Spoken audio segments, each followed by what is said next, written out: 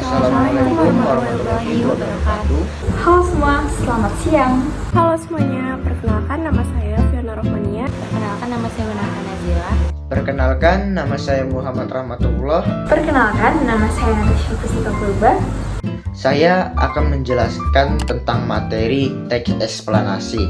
Sebelum melanjutkan materi, saya akan membacakan mengenal teks eksplanasi. Teks eksplanasi adalah jenis teks yang bertujuan untuk menjelaskan atau menguraikan suatu topik secara terperinci dan logis.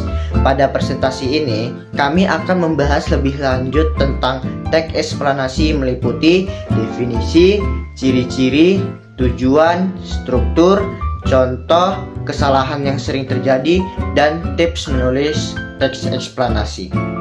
Selanjutnya adalah ciri-ciri teks eksplanasi. Yang pertama, penuh penjelasan, yaitu menjelaskan suatu topik secara rinci dan logis. Kedua, bersifat ilmiah, yaitu tidak mengandung unsur opini dan bersifat objektif. Ketiga, berisi fakta dan data, didukung dengan fakta, data, dan informasi numerik yang tepat dan akurat. Yang terakhir itu adalah menghubungkan fakta, yaitu menghubungkan antara satu fakta dengan fakta lainnya, menjelaskan hubungan sebab akibat antara suatu peristiwa dengan peristiwa lainnya. Jadi, di sini saya akan menjelaskan mengenai tujuan dan struktur teks eksplanasi.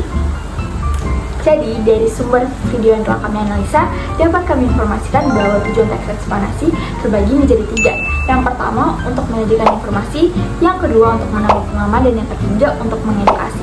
Dan sekarang, kita akan telah satu persatu tujuan dari teks eksplanasi ini. Nah, seperti yang sudah saya sebutkan tadi, bahwa teks eksplanasi memiliki 3 tujuan, di mana tujuan pertama yaitu untuk menyajikan informasi.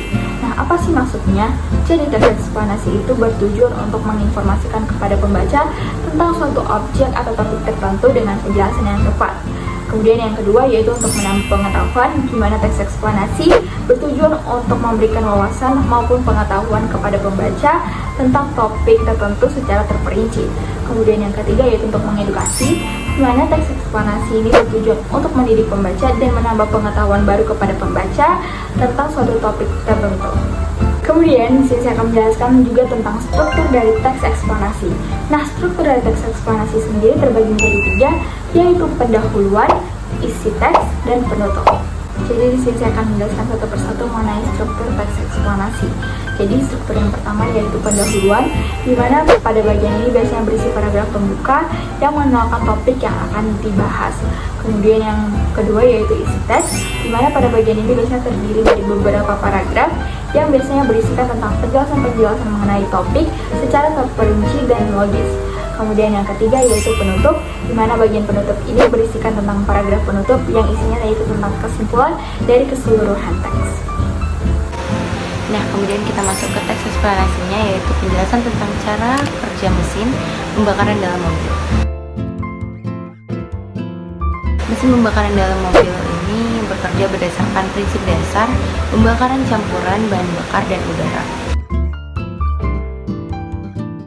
Pada mesin diesel, udara dicampur dengan bahan bakar dan kemudian terkompresi sehingga mencapai suhu yang cukup untuk membakar bahan bakar tersebut.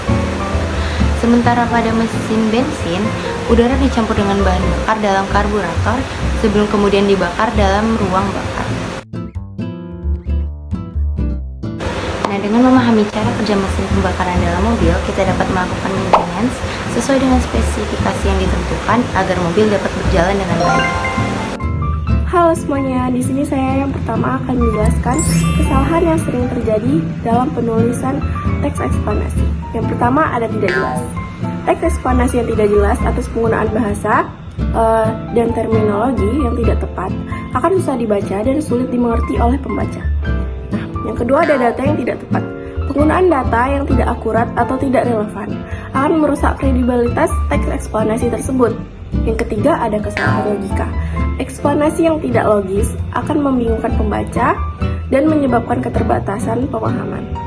Nah, selanjutnya saya akan mau menjelaskan nih, apa sih tips menulis teks eksplanasi yang baik dan benar. Yang pertama, penjelasan yang jelas. Jelaskan topik dengan jelas dan terperinci sehingga pembaca dapat mudah memahami dan mudah mengerti oleh teks eksplanasi tersebut. Selanjutnya ada usahakan objektivitas. Jangan memberikan opini, fokus pada fakta dan data yang jelas. Yang ketiga ada gaya bahasa yang menarik. Gunakan gaya bahasa yang menarik saat membuat teks eksplanasi agar pembaca tertarik dengan topik yang diulas. Nah, yang terakhir ada periksa kembali. Periksa kembali teks eksplanasi kalian untuk memastikan tidak terdapat kesalahan atau data yang tidak akurat. Mungkin itu saja yang dapat kami jelaskan dari kelompok kami. Mohon maaf apabila masih ada kekurangan dan kesalahan. Terima kasih semua. Bye.